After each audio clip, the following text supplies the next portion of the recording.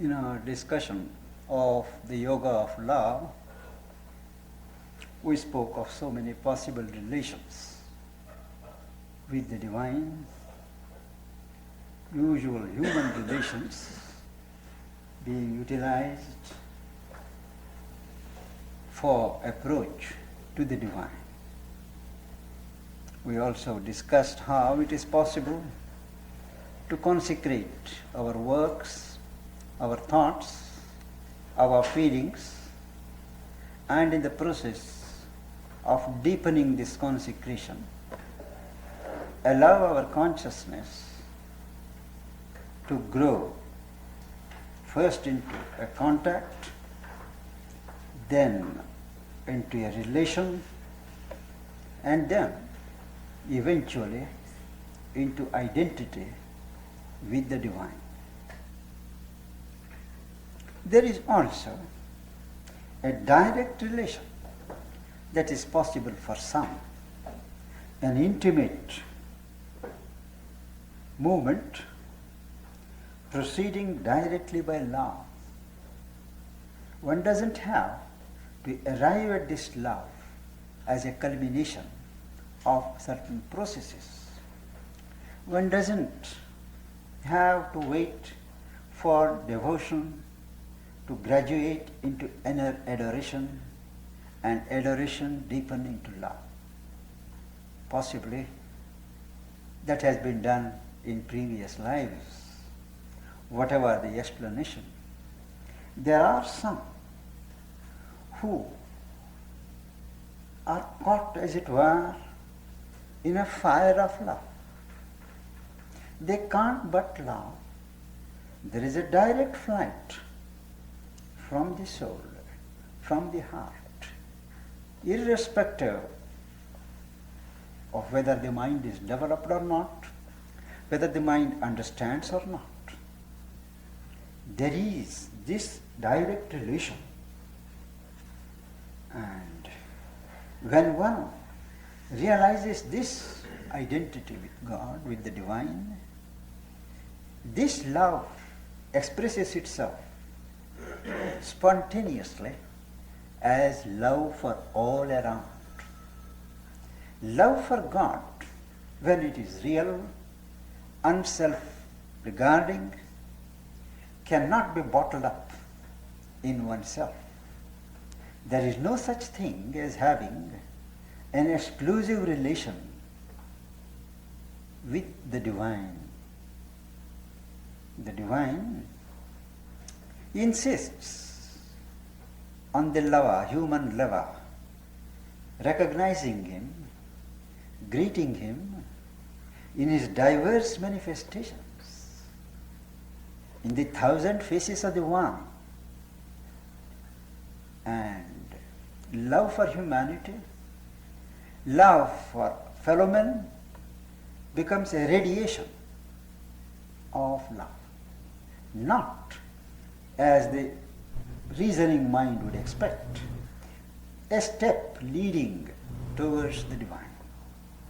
They speak of a religion of humanity, where you love all others as a process in the development of your consciousness, preparing you to love in a large way, immolating yourself in the collective good, and using that as a pedestal for loving what is beyond. But the divine is not only what is beyond. The divine is omnipresent. The seeker of the divine cannot help loving all. He hears, he awakes a lover of the divine being of this type, awakes to the flute call of the spirit, calling the soul, the human soul, to the adventure of the spirit. Nobody can resist that call once it is heard. The whole life is up, normal life is upset. There is a disturbance in the whole life rhythm. And everything leads towards that. There is a joy of musing and absorption. When one hears this call, one listens. That call comes in 100 ways, and one muses, and one tends to get absorbed. This leads to the delight of meeting the divine. Maybe in mental formations or in a certain feeling in the consciousness. Whatever form, there is a delight of meeting and an embrace between the human lover and the divine beloved. And usually, this meeting and embrace does not last long in the beginnings. There is a pain of separation. There is much in each one of us that does not share this central aspiration, the intensity of seeking and self-giving. There are many parts that question, many parts that resist, many parts that are sullen and go on strike when their demands are not satisfied. And when these parts come up, there is a downward drag. And this whole movement of love recedes a little backwards. But once awakened, once set in motion, it never dies. It always stays behind. We may not be aware of it. This is a difficulty and a conflict with many people. Even this morning I was asked, why? I was feeling so vibrant with aspiration, seeking for God, that warmth of love. And suddenly, for some time, I don't feel it. People bemoan, people lament, and think they have either gone backwards or the thing has left. There is nothing. The divine consciousness, the divine grace, once it manifests, once it moves into your life, it can never withdraw.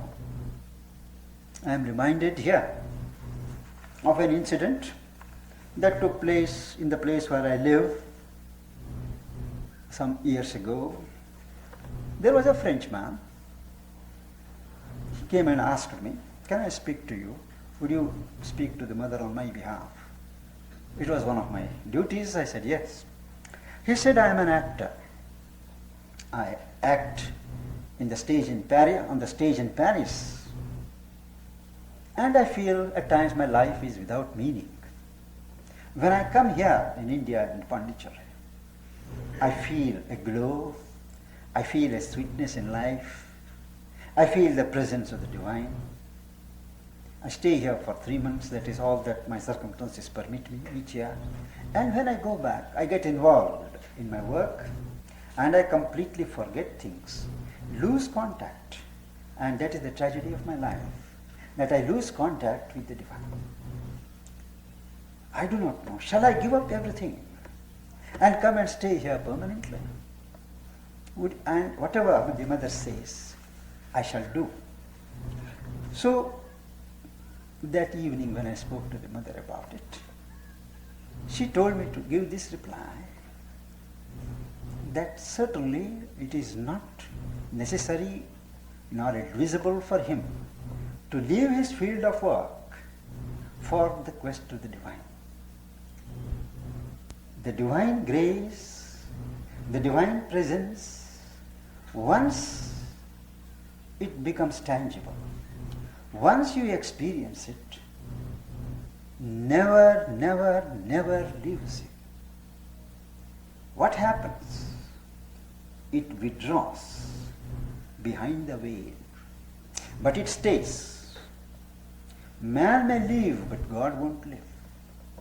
And that consciousness, that presence, stands behind the veil, whether the outer person regards it or not, whether he remembers or he forgets, that is there. Aurobindo says somewhere that the divine person, the divine inhabitant, is not offended by our revolt. He has all the patience of a teacher and the love of a mother.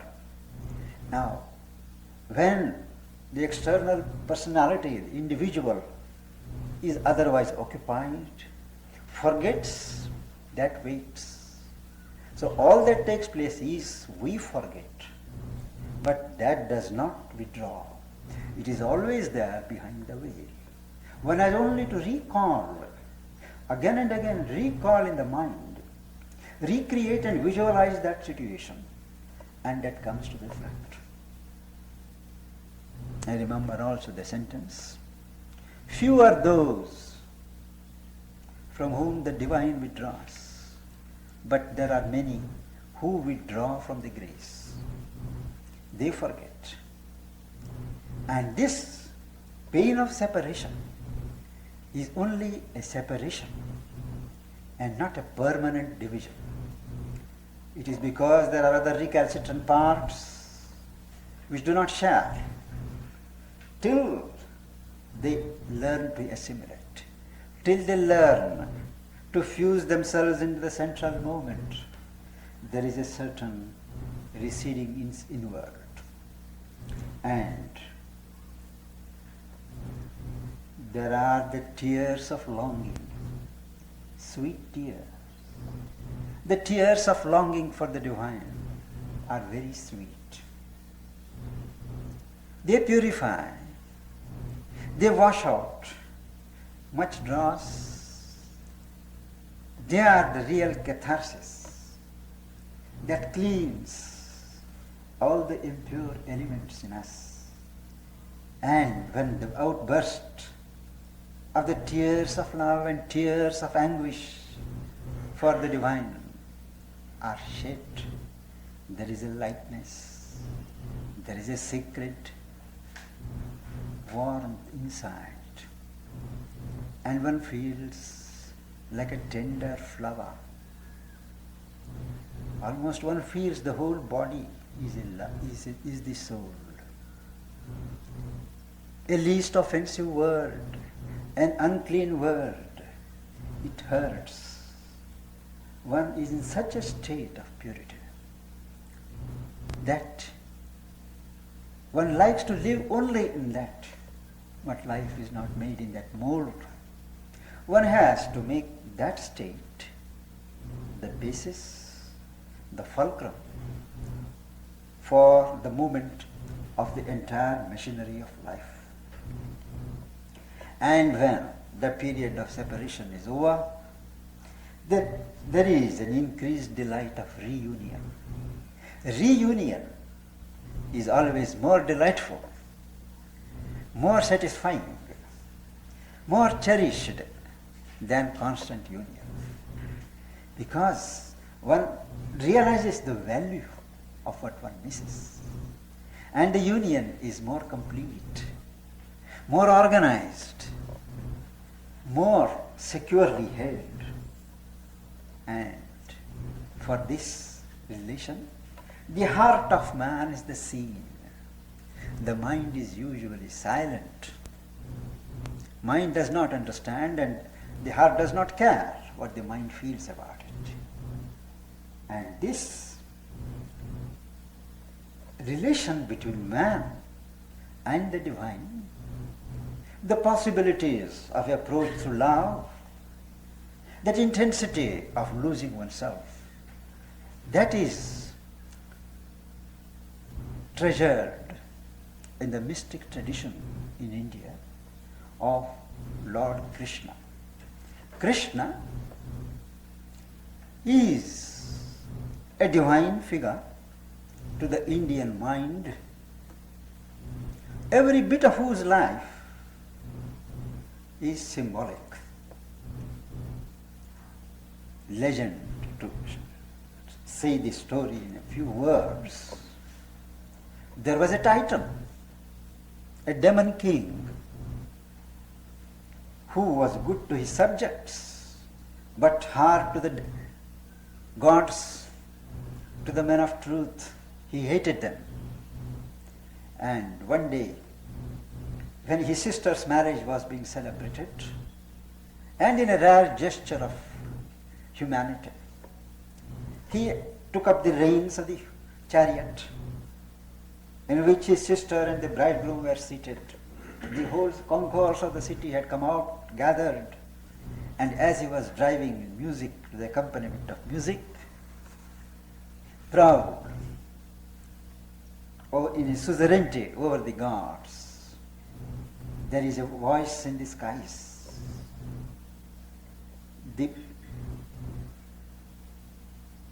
The boy who will be born of these parents, your sister and her husband, he will kill you, he will see the end of your life. He got furious and he ordered that this couple be immediately cast in the dungeon, in the jail. And they were dutifully put there. And he ordered that as the child is born, he should be called, and he will see that the child is killed. So the story goes, they had 7 children, one after another, and each child was mercilessly put to death. The 8th was a girl, and as he came to seize the child, it just flew in the sky, laughed at him. She says, I am the divine Maya. Maya is the power of formation, of cunning. She laughed and passed. And he said, the next child, also you tell me. And I believe the next child, it was so arranged that a milkman in the neighboring village across the river, his wife also was to deliver. So it had been so arranged, without the knowledge of these people of the centuries, that man's child will be brought and kept here, and this child will be put there, and the king will be informed thereafter. And the day that the child was born, there was a tremendous downpour of rain. So everybody got indoors, and the doors of this jail, prison, opened by themselves. The child was carried across the river. That child was brought here. And that child grew in the colony of milkmen. That is why the story has it that he is known as a milk boy, Gopal. Brought up there. The king never realized that the real child has gone there. And the child grows up in the colony of milkmen. And as he grows, then the Titans have become aware that the reign is coming to an end. And they go there. Demoness goes, lot of poison in her body, and she goes to feed the child. And the child sucks her. Sucks not only what the milk, but even the blood, and the woman dies, falls down dead. There is an uproar, a consternation when the boy is 6 or 7. There is a huge serpent which is creating havoc in the nearby river. Nobody is able to catch it or control it. He goes, this boy, seizes it and dances on the head of the serpent. These are several legends. Each legend has a meaning, not just a story. It is only the divine child that can absorb the poison, the evil, the falsehood of this earth, and still live and kill he or she who breeds that evil. It is only the divine Lord who can master this vital desire that is represented in the serpent, the desire of passion, anger, and subjugate it. That is celebrated in the legend of the killing of the serpent. I won't go into the details. Now, this boy, as he grows, he always carries a flute. He plays upon the flute. And the moment he plays the flute, the notes reverberate, go everywhere. And all the milkmaids, whatever they are doing, they leave things there and rush from where the flute call comes. Many other descriptions, many other legends of how some people have cut the vegetable half and they leave it, much to the consternation of their husbands. And some are feeding their children, they leave there. And like mad people, they rush out and go there, meet him, play with him. And then the full moonlight on the river, on the banks of a river, when he sounds the call, all the women rush. And there is a dance. A dance where each woman feels, each milkmaid feels that Krishna is with her. So each one dances like this, apparently with nobody, but each one has the Krishna dancing with her. There is a lot of erotic imagery, erotic literature that has sprung up. And all the details are, imaged by very imaginative poets, and things are described, and the whole thing is made into a manual of love making by later generations.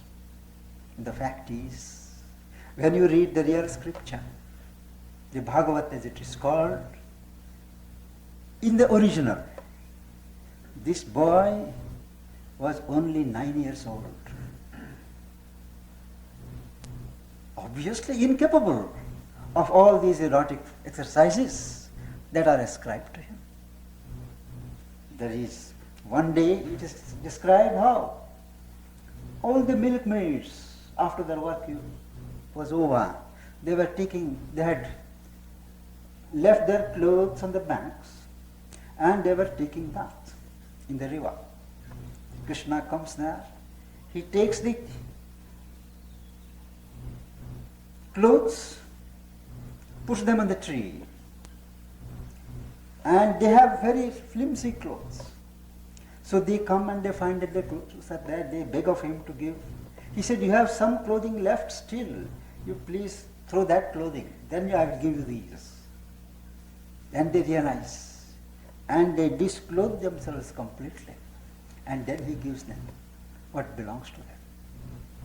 This is a great significant truth which has been put in the form of a story. Till man disburdens himself of all these clothes of senses, sense impressions and desires, the divine will not reveal. The divine will not accept till you are naked, you stand naked before your Creator. These truths are woven in the form of stories and legends. And when you speak of the flute of God, the flute of the Spirit in India, it is always this figure. Krishna, he is the divine soul. All the milkmaids, they are the human souls. The divine Lord comes on earth and summons the call to all the human souls. They gather round the Lord. It is not as if there were 100 milkmaids who actually flirted and made love to one cowherd. It is the divine Lord who calls the human soul. And I spoke somewhere the other day of the 8 or 10 kinds of sounds which one hears as yoga develops, as the inner regions become accessible. You hear 8 or 10 kinds of sounds. And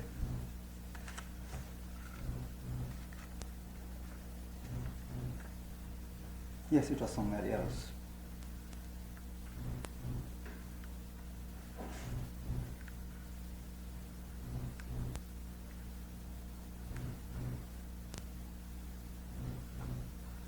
Yes. There are 8 or 9 kinds of sounds which those who practice yoga hear. Not all of them, but some, at some stage or other. And they are: it seemed the yearning of a lonely flute that roamed along the shores of memory and filled the eyes with tears of longing joy. Second, a cricket's rash and a fiery single note, it marked with shrill melody night's moonless hush. 3.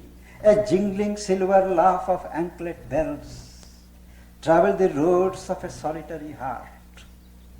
Next, the tinkling pace of a long caravan, it seemed at times, or a vast forest hymn, the solemn reminder of a temple gong, or a bee croon honey drunk in summer isles, or the far anthem of a pilgrim sea.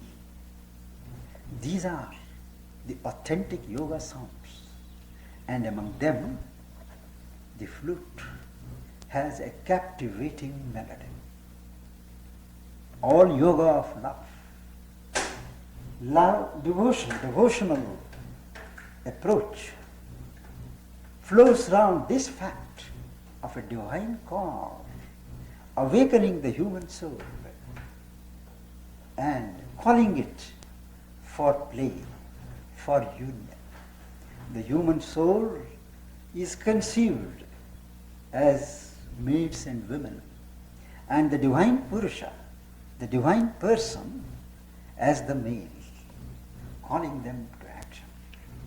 And this profound truth is parodied in all these moments which we hear and see of physically reproducing these incidental details, but lacking the soul of things. However, this final ecstasy is beyond the capacity of human speech to describe. Human speech is designed to describe normal human experience. But when the experience goes beyond the human range, when it goes into certain mystic summits or depths, human speech falls. That is why it is called ineffable bliss. And the one point we have to keep remembering is that the divine being, that the divine reality in this approach of yoga of love, it is not an impalpable metaphysical entity, but the very body of the Supreme Being. It is because the source of all life is not an idea, not a conception, not a state of experience, but a real being. You speak of existence, but that existence is the existence of an existent. You speak of consciousness, but consciousness of what? Whose consciousness? What is it that is conscious? It is a being. It is a divine being. And this divine being is sought by many within themselves, but he is also everywhere. And the ecstasy of love pours out as universal love. And the whole universe is conceived, experienced and enjoyed as what is called a Leela in Sanskrit. It is a cosmic play. It is a play of the divine being in the evolution of his delight. And love is the keynote. It is because of love that this creation has come to be. It is because of love that the omnipresent being is present here, immanent. He is not only transcendent, but he is also immanent. Immanent in the universe, inherent in the individual. He is everywhere. There is not a place, as many stories underline, where the presence is not. And everywhere it is love that is the bond that binds. And speaking of love, I would like you to participate in this experience of approach to love in many aspects. Here is a selection from some on love. Love is the hoop of the gods' hearts to combine. The gods use love as a hoop to combine the several millions of hearts. We live together, we come to each other because we love. Whatever the form of love, whatever the degree of love, whatever the purity or impurity of that love, it is love. That is the hope of the gods. And oh, to spread forth, oh, to circle and seize more hearts till love in us has filled thy world. It is a movement. One begins to love one's relations, blood relations. One begins to love one's friends. One begins to love those in the society. That way it is an ever-expanding movement. Love can never stay put. Love has to move. And love has to take larger and larger circles. He said, but there is never any end when one has loved. Can there be an end? Can we say that this is the final thing?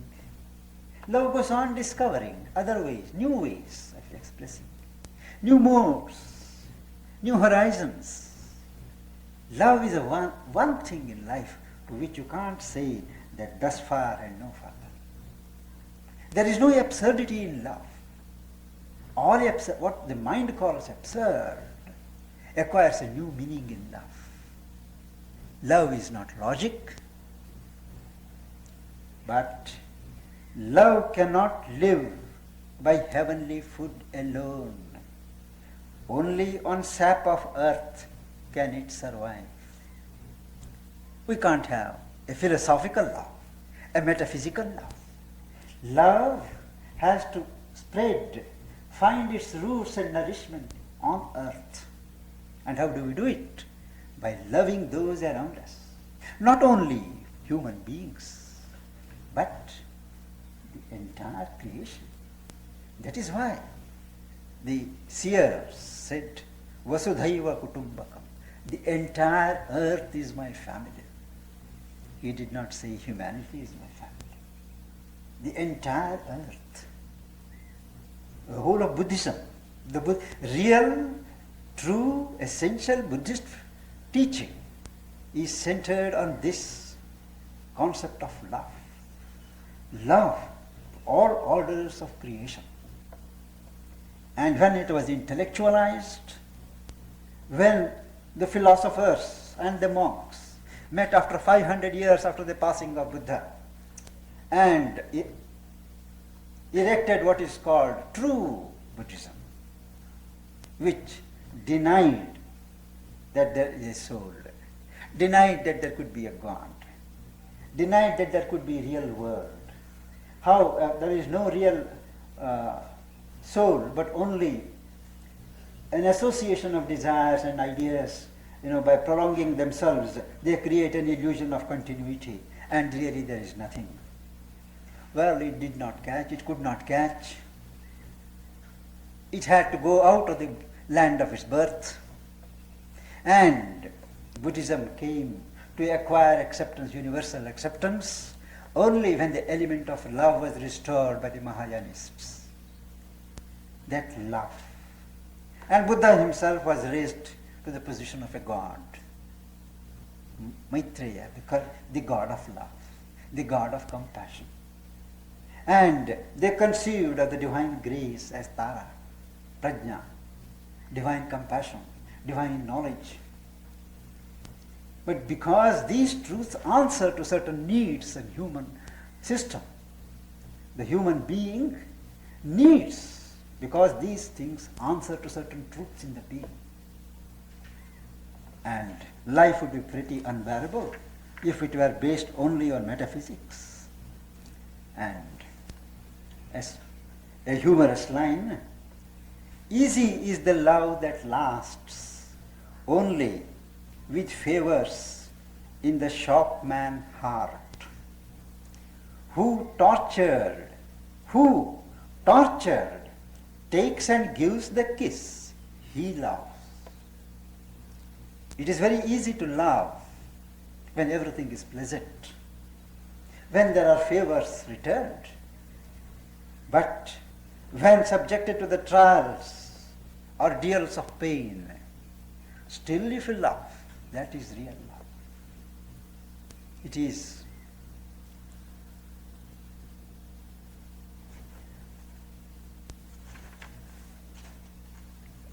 Yes, we come to this point.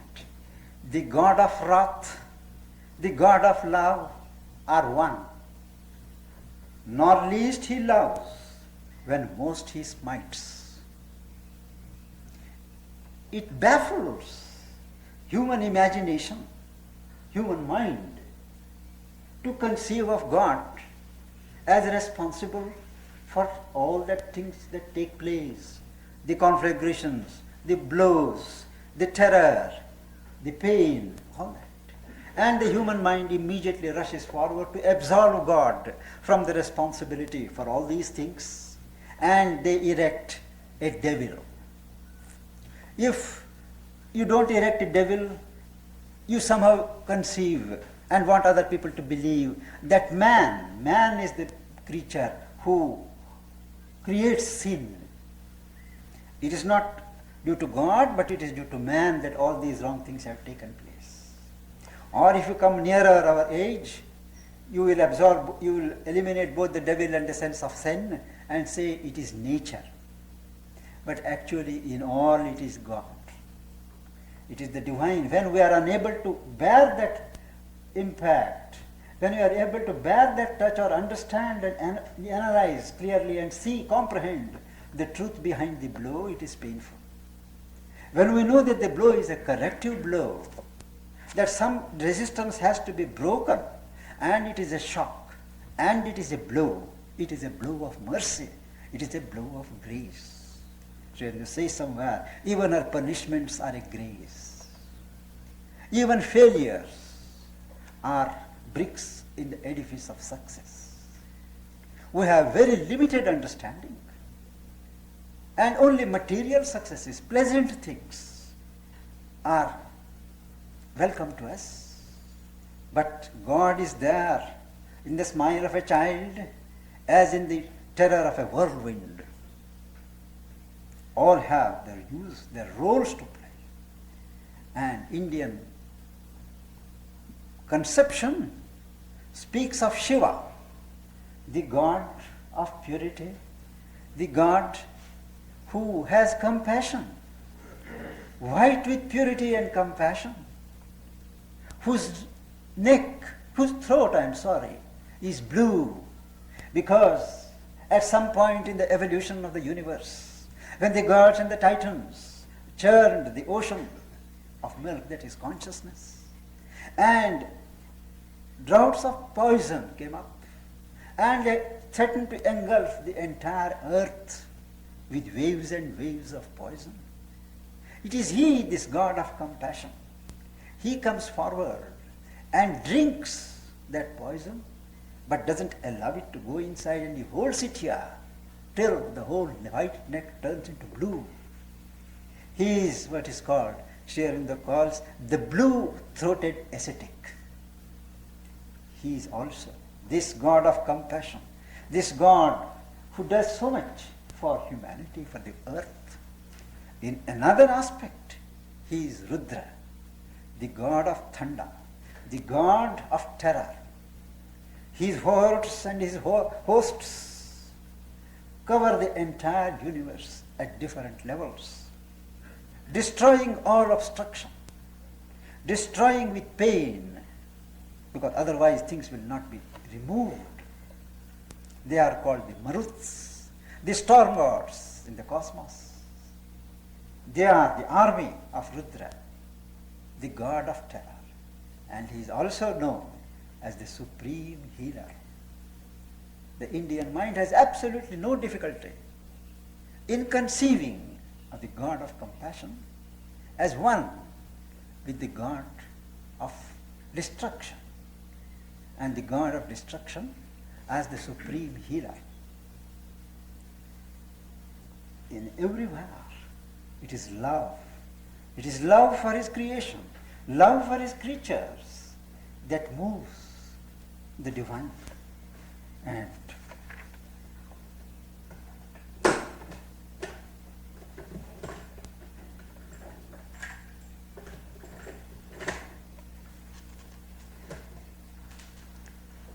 to live, to love are signs of infinite things. Love is a glory from eternity's spheres, abased, disfigured, mocked by baser mites that steal his name and shape and ecstasy. He is still the Godhead by which all can change. Love is the Godhead. There are many impersonations of love, many movements that pretend to be love. But the real love is still the Godhead, and he is waiting for his hour of manifestation. Love must not cease to live upon the earth, for love is the bright link twixt earth and heaven. Love is the far transcendent angel here. Love is man's lien on the absolute. Love is our hold on the absolute that transcends our conception. There is a link, and that link is love.